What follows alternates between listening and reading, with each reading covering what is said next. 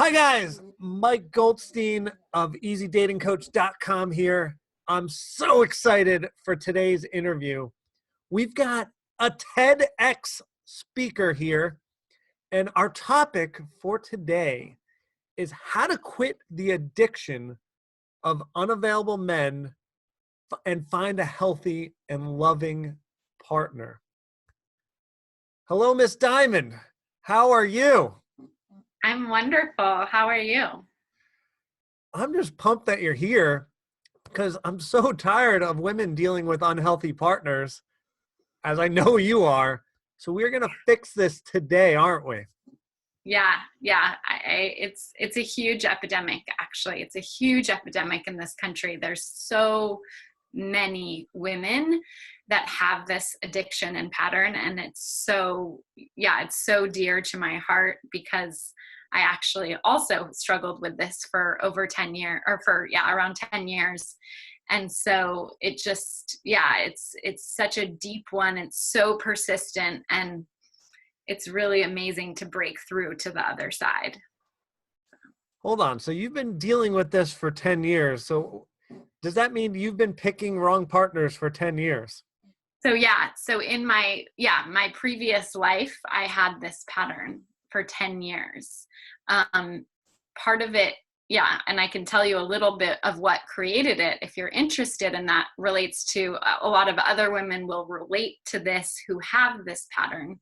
There's other reasons why this pattern can get created, but one of them is having an unavailable father. So my father left the family when I was 8 months old and kind of became addicted to drugs and alcohol. And so he was kind of in and out of my life, emotionally unavailable, narcissistic, not really present or available in my life. So that was my core wounding. And from that experience,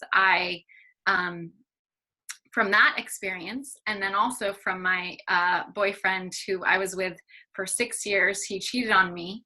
Those two combined really augmented this pattern.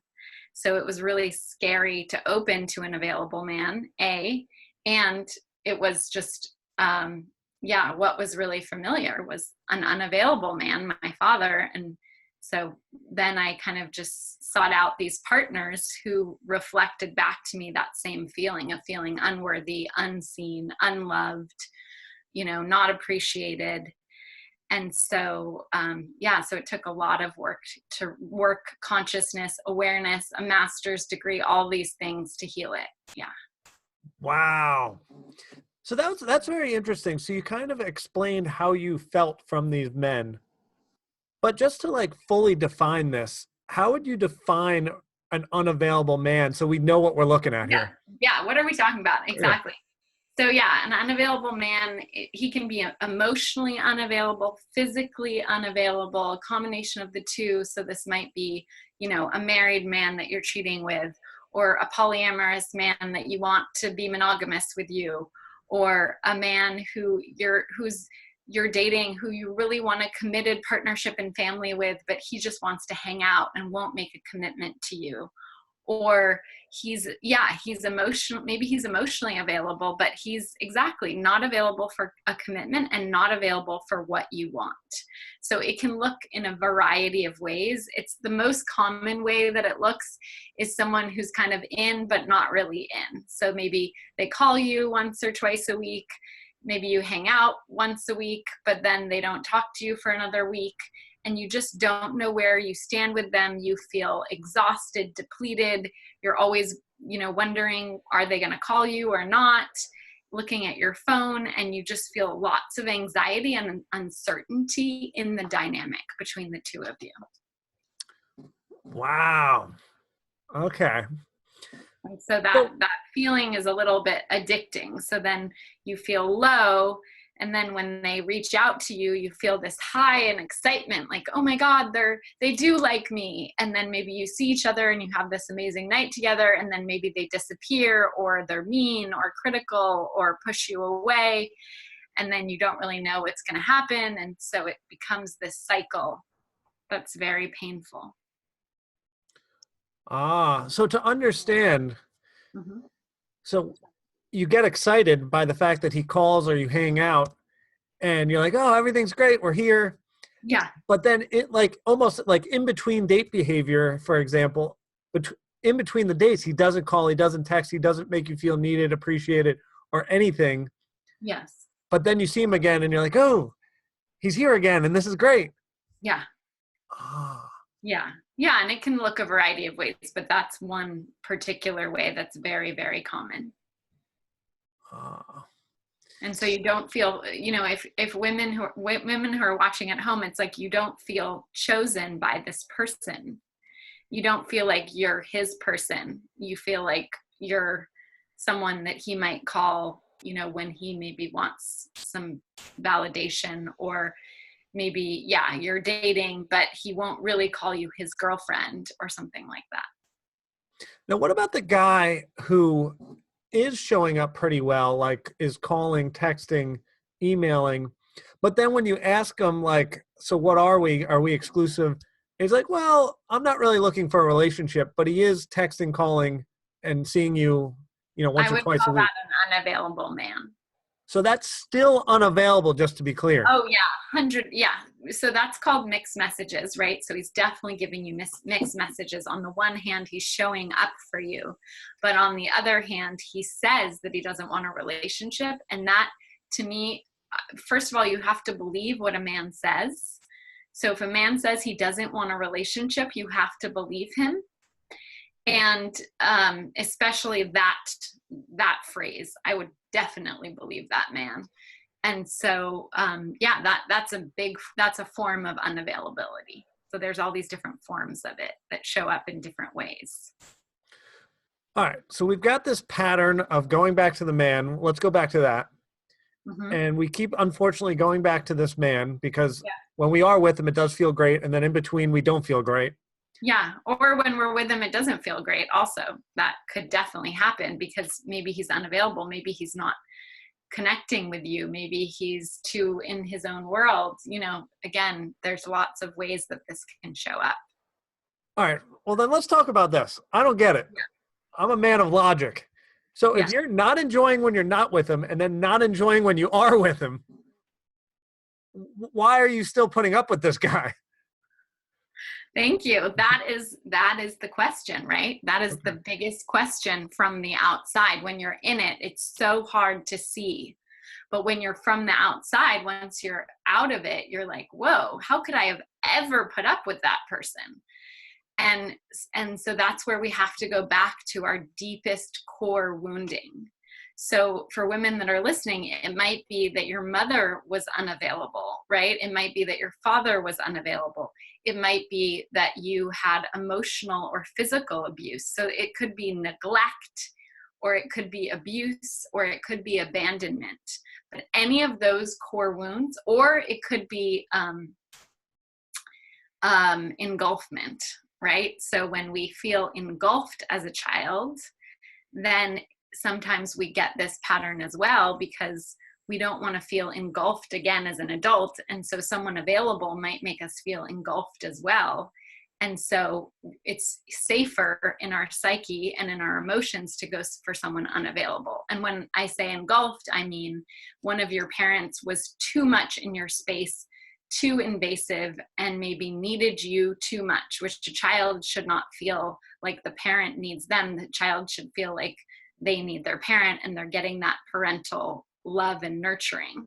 But sometimes it goes the other way around. And that's when we can feel really engulfed as children. And that can really create a lot of intimacy issues that need to be healed and worked through. And then when they are, then you can be with someone who's emotionally available and loving, and you don't feel like, oh, that's too much.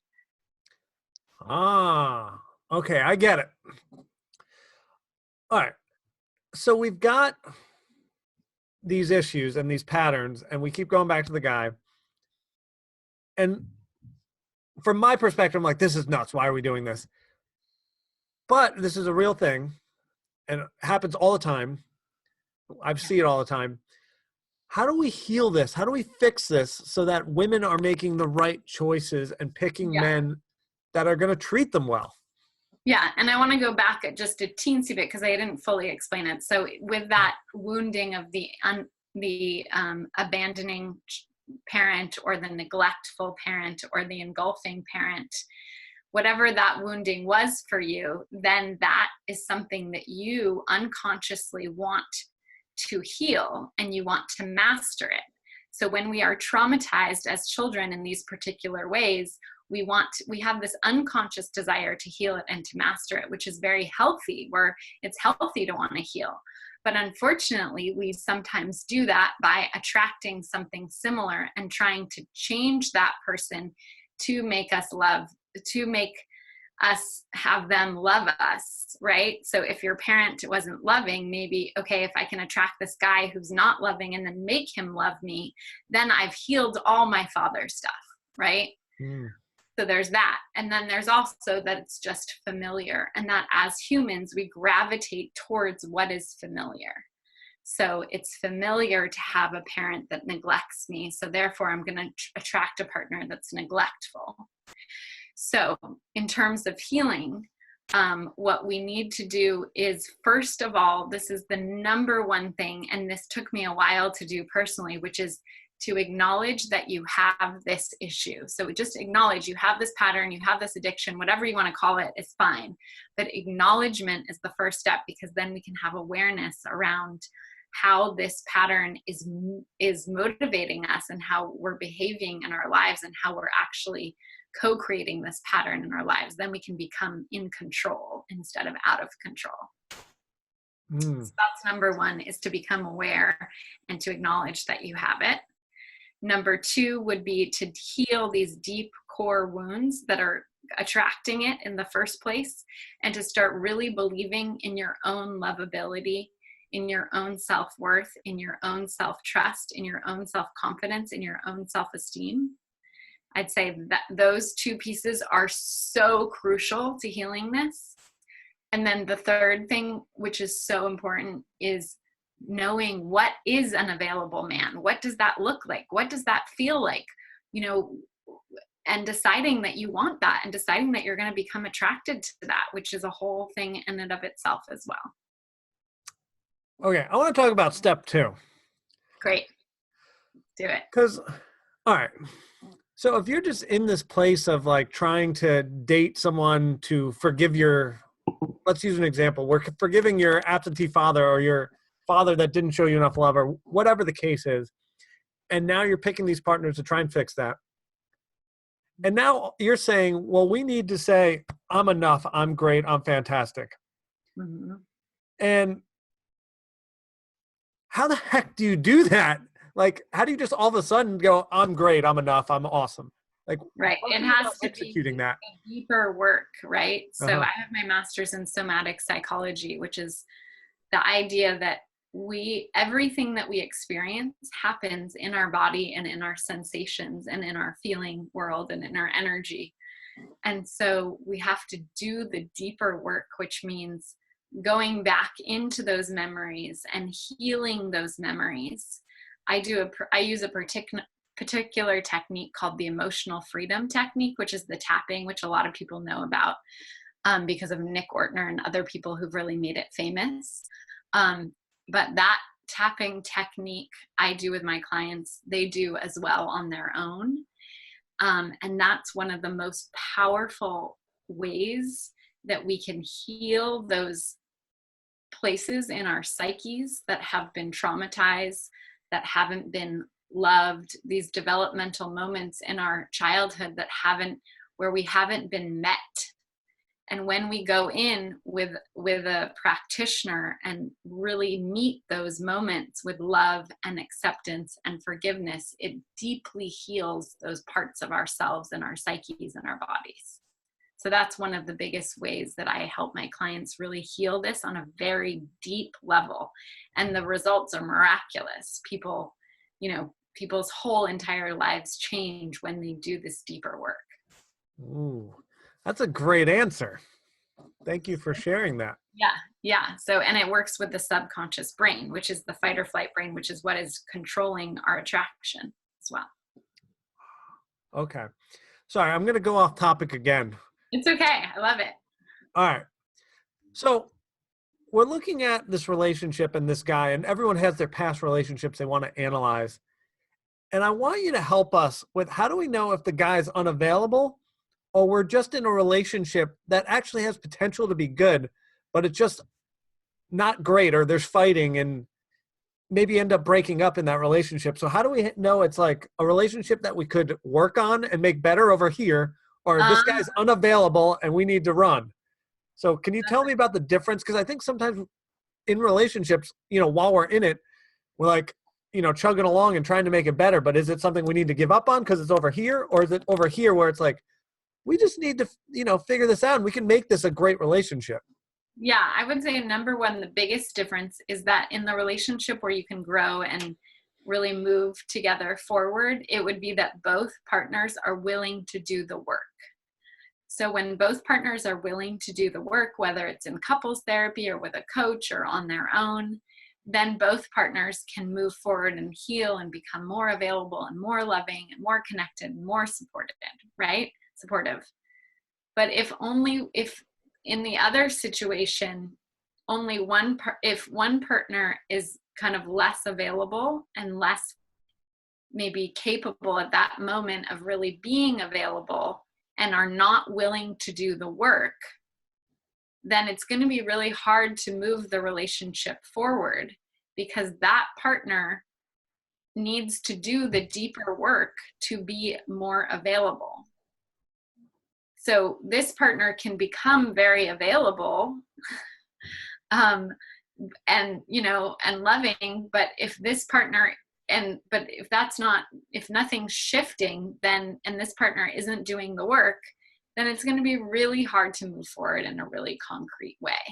So that's why, in couples therapy, it's all, I'm also a licensed therapist as well as a dating coach. And in couples therapy, it's all about both people doing the work, and, and there's movement. It's amazing what can happen, right? So I would say that's the number one difference. And then the other key piece is just knowing like what you really need and deserve. So if you're a woman at home listening and you're like, yeah, I'm in this relationship, maybe I'm in a marriage, and, and I want you to think about, like, are you happy enough? Is this a good enough relationship? Are you fulfilled enough? Are you satisfied enough? Because a lot of the women that I work with, they might have been married for 10 years with men who are maybe not emotionally available or not physically available. They're not having sex with them for 10 years, right? Something that is and no matter what they say, how much they ask, how much they ask for change, it's not happening. And so if you're in that situation, you're deeply unsatisfied and you've tried to make things change and they haven't, then it might be a case where you will be much happier if you cut those ties and leave and avail yourself to be able to meet someone who is available. And yeah, maybe you're listening to this and yeah, you're not married, but you've been in this cycle with someone for 10 years, 5 years, 20 years. Most of the women that I work with, have been in this pattern for over 10 years. Oh, wow. Yeah. And it can cost so much financially. That's the biggest reason why I'm so passionate about this topic, is because women, you feel, your adrenaline, your cortisol levels are high. It affects your whole health. You can feel exhausted, depleted. It's a huge emotional cost, a huge financial cost. And I believe that the world is the most healthiest when women are feeling fulfilled and nurtured and loved. And that takes both healing and loving ourselves and being with a partner who's loving. What's the point of relationship if you're not getting the love and care and nourishment that you deserve and that you need? I totally agree. Especially with that last stuff you said. I love when a woman's happy. Nothing is more beautiful than in a relationship when a woman is ear to ear and know the guy's happy because she's happy, and it's beautiful. It's such a beautiful thing. Yeah. And men, and I believe that healthy men really want to make, their woman happy. That's really a big priority for healthy men. All right. So I want to go back. This is like such a loaded question, and it's a little bit ridiculous, but maybe you'll bear with me on it. But like, about 5 minutes ago, you were talking about how both parties need to do the work and do the work so they can have a great relationship. Mhm. And it's like, oh, work? Ugh. But what about like, a lot of couples use that cliche comment that like, well, the right relationship should be easy. But then Mhm. you also hear married couples 50 years in, they're like, well, we put in the work, we did it, and it was hard work, but like, relationships are hard work. So what is it? Like, should it be this easy breezy, like somewhat easy breezy thing, or is it hard work? Or is it somewhere in the middle? Like where does a relationship actually land in a healthy one where we're executing and happy? Yeah. I have a very clear sense of this. So I really love ease and grace and peace. So believe me, like that to me, like an easy peasy relationship would be amazing, right? But I definitely think that it's in the middle. So when you're with the right partner, there's a certain ease and grace and peace and natural joy and natural connection and natural sweetness and natural attraction that's there, and natural safety that's there, I believe. And you have to do the work, because no matter what, it's two people rubbing up against each other, which is going to cause friction, conflict, different needs, different desires. And so there's going to be work that has to be done. No matter who you are, no matter how compatible you are, there's always some work to be done. And there's a great article that just came out about this, that one of the biggest correlations with healthy, happy, lasting relationship is grit, people being able to do the work and, having grit. And then, yeah. And then on the other hand, there's relationships that are always up and down, that are super volatile, where you have tons of highs and lows. And no matter how much work that's being done, there's not enough calm, there's not enough safety, there's not enough nurturance, and there's not enough peace. And I would say if you've, and that might be because of, this, one of those people is unavailable. It might be because of trauma from both of those people's past. But if you're in that and you've done a lot of work and it's still like that, I would definitely question that and see if maybe it's not the right fit, because you won't be able to focus on other things in your life when you have that much turmoil Mm, for a long period of time. It's not sustainable. It's not healthy for a long period of time. yes, absolutely. Yeah. Yeah. All right. So we've addressed what the issue is. Yeah. We got it documented. We understand it. All right. Now we've healed it. We've got it healed. But like, some people are stuck here. And I think it's so important to talk about the why of why we're healing it, why it's so important. And so we really format the people that are still stuck here, like, you got to get this done because this is going to be glorious once you're here. Yeah. So why is healing the addiction imperative, and how does it positively affect every area of your life? It's so imperative. Oh, so I would say the number one reason why it's so important is you will not have a sustainable, loving partnership if you don't heal it. So it's that it's a high likelihood that you won't have a lasting partnership, because you'll keep being with these people where it doesn't work out, because they're not available, they're not committed to you, they're not choosing you. So it's a really good way to stay single, first of all. So everyone listening, if you want to stay single, keep doing this pattern. If you don't want to stay single, then heal this pattern, and you'll get to be with a loving partner where exactly you don't have to be so stressed out about relationships. You can focus more on your career expands, your finances expand, you have more time for your family and friends. You're not always talking about this pattern with your family and friends, so there's more joyful conversation. You can move up in terms of where your development is in love and relationship. You can get married, you can have kids, or whatever the next step is for you, traveling around the world with your partner in retirement, right? So you get to go to the next level in your relationship development. And so I think, and then also one of the biggest things is that you get to show, if you have children already, you get to show your children what a healthy, happy, lasting relationship looks like. And that is one of the biggest gifts you can give to your child, because they're getting mirrored what healthy, happy, lasting love looks like. and they get to take that in and then know that they can have that too. Yes. Everyone can have it. Yes. I Everyone love can it. have it. That is such an important message, because that is one of the biggest negative beliefs that I hear from my clients, which is, I can't have this. Other people can have it, but I can't. So I want to talk about real quick something very practical that I built that's really easy, that makes perfect sense in my head. And then, of course, you need like the psychologist in the background really tinkering with it. But I want to talk to you about this because I built it. It's so simple.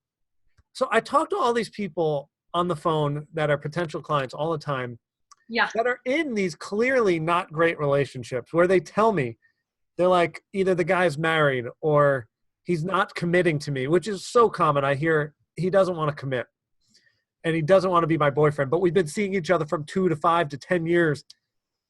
And I'm like, what?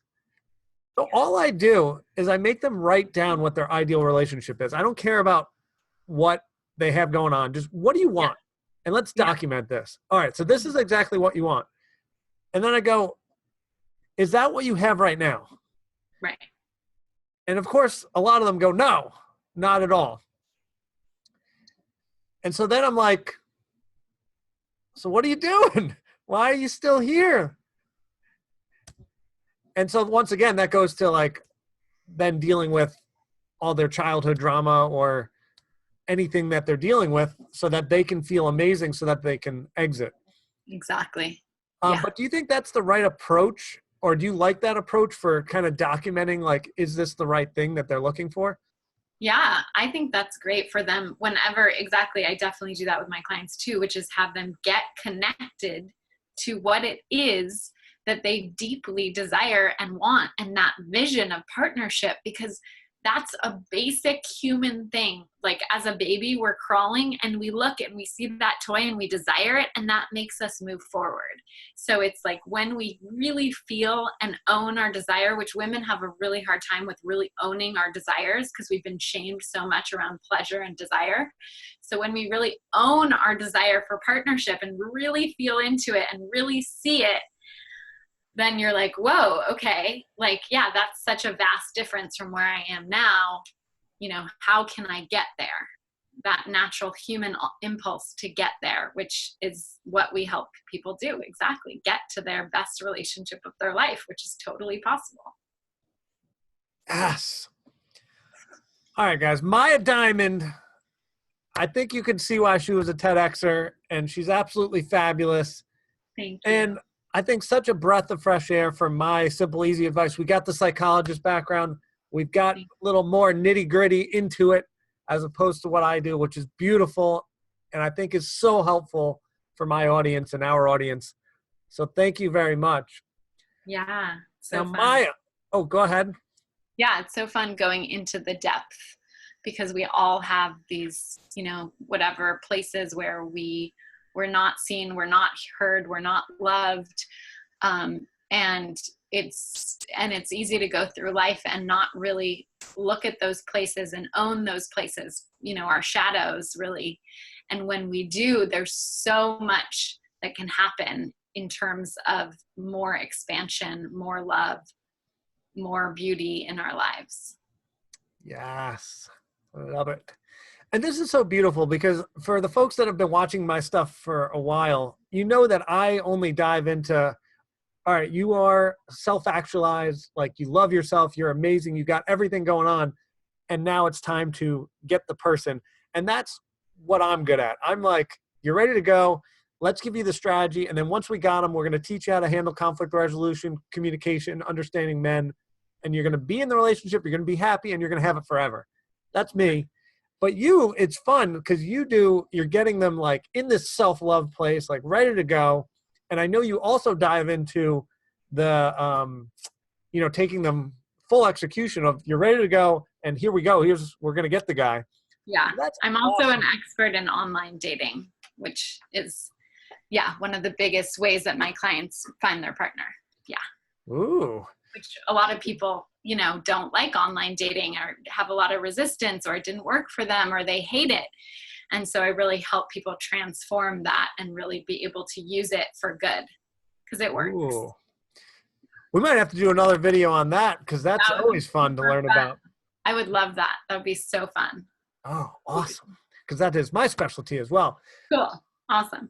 Anyway, this was awesome. I loved it. I know a lot of my people are going to want to get a hold of you, and I know you're giving away an amazing free gift.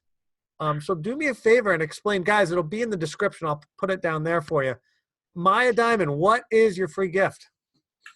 So if you've been listening to this and you've been relating to it, and you feel like you're pretty sure you have this pattern, and you're just feeling stuck around it, and you really feel like you want help and really the coaching and guidance that you need, or you might want that, you're not sure, but you're curious and you feel like you might really need some help, then I encourage you to go to www.empowerlove.us/apply and apply for a free 45-minute love breakthrough session with a member of my team. And what you'll be doing is really diving into your love life, looking at it, and they'll be really helping you to see this pattern and really gain some insights in it, and then also help you see what your vision is for love. And then if you want to move forward, then you can move forward into this amazing program, the most amazing program I've ever created in my life,